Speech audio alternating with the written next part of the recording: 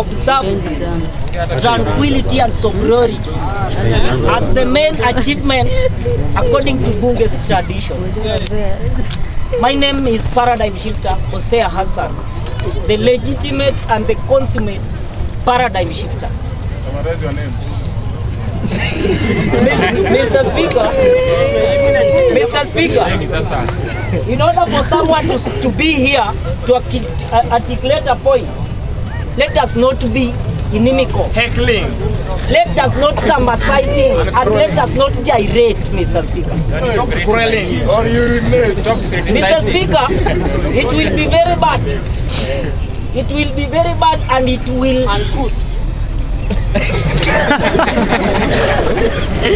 Mr. Speaker, it will be very bad. And actually, the Bunge, our beloved Bunge will be tainted. I will go straight to the point, Mr. Speaker. Without lecturing us. I'm not Bunge power. Bunge viva. Number one, pragmatically and prudently, I must support what Obiero articulated here. For the people who are claiming and who are asking whether the government is funding Raila Odinga's AU chairmanship candidate.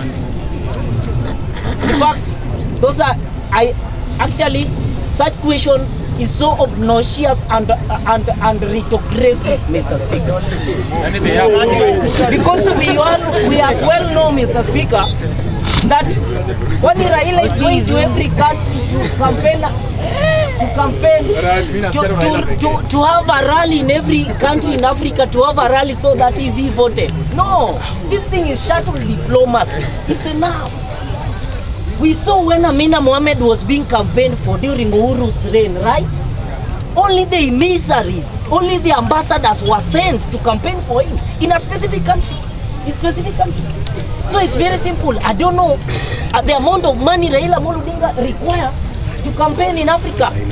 It's very simple. President can even campaign for Raila online. You only converse with another president. On Facebook? Yes.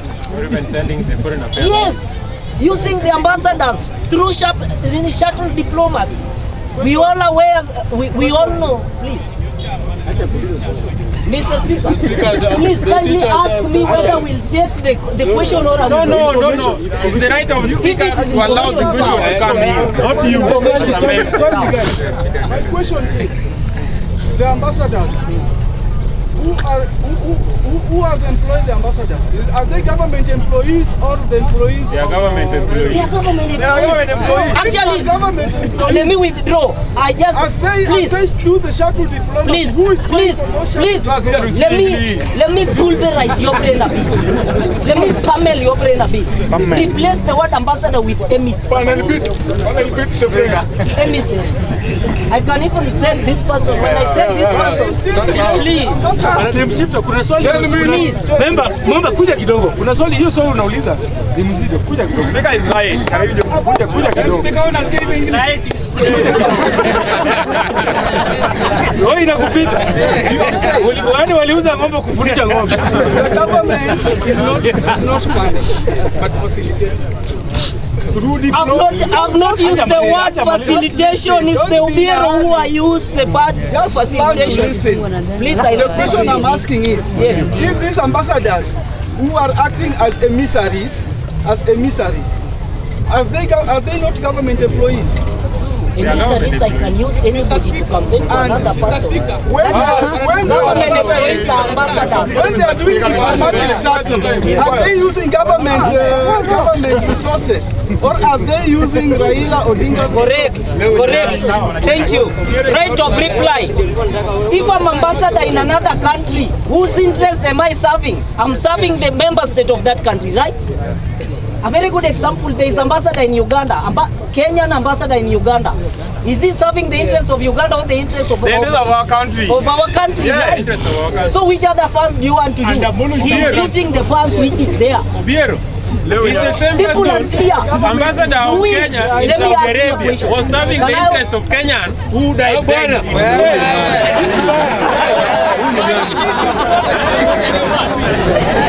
Bunge power! Bunge viva! Bunge power! Continue with English. It's very simple. We have ambassadors in specific countries. That's what you know. They serve the interest of our country, in that land. Don't major on the minor. Thank you. I move on. I will go straight to the point. Number one, a pregnant question was asked here. The qualification of a person qualified to be the AUC chairman. And I have the specific qualification. But a point to note, some qualification never favored Raila Amolo Odinga.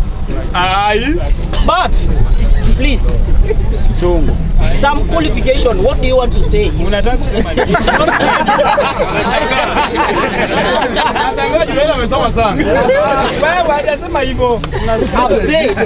I've categorically said some qualification could not favor the candidature of Raila Amolo Odinga.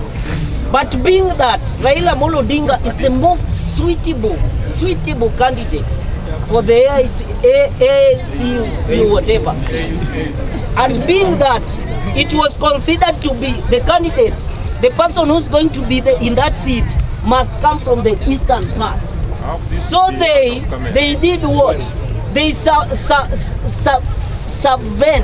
subvented some qualification to suit and accommodate the engineer Raila Amolo Odinga. These are the qualifications, and Mr. Speaker, with your prerogatives, allow me to refer. You can as well check your gadgets with me, because it is our time. Which page? Awo is a senior member of the board. I wonder why She does not say that's the problem. Number one, for you to qualify according to the requirements, to get that position, a candidate must have the master in degree in law.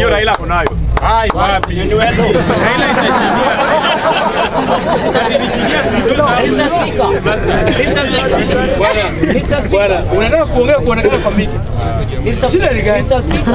Mr. Speaker, I presume we're in a bunge, right? Just ignoring. Yeah, where proceeding of bunge, tranquility and sobriety must be observed according to the tradition of bunge. Be like Sam, look at Sam.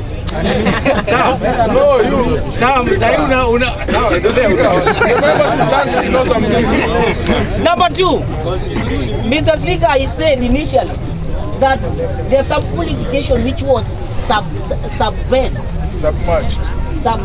I'm using the word to subvent.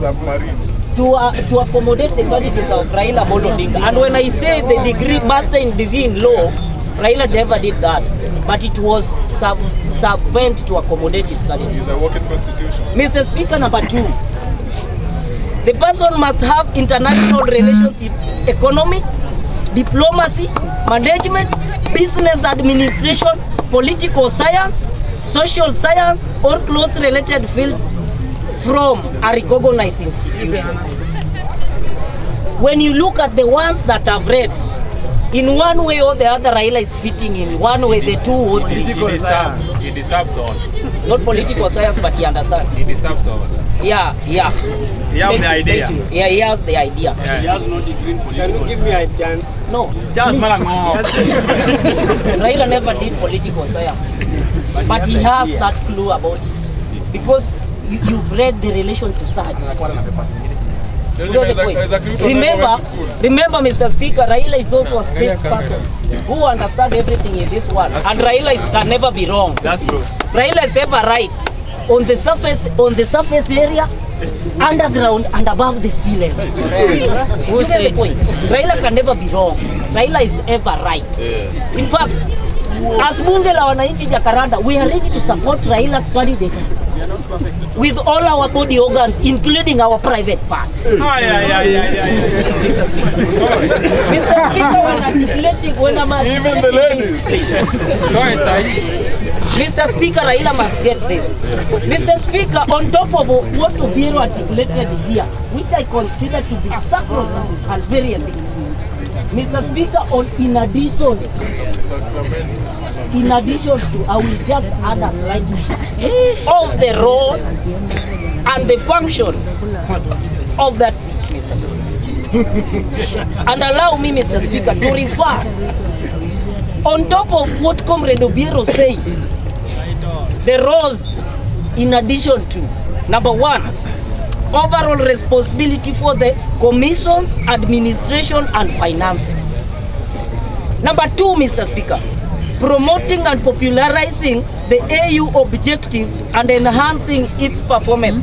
Kindly don't be an egregious heckler. Learn to ignore some things, boy. You can't be back in a day.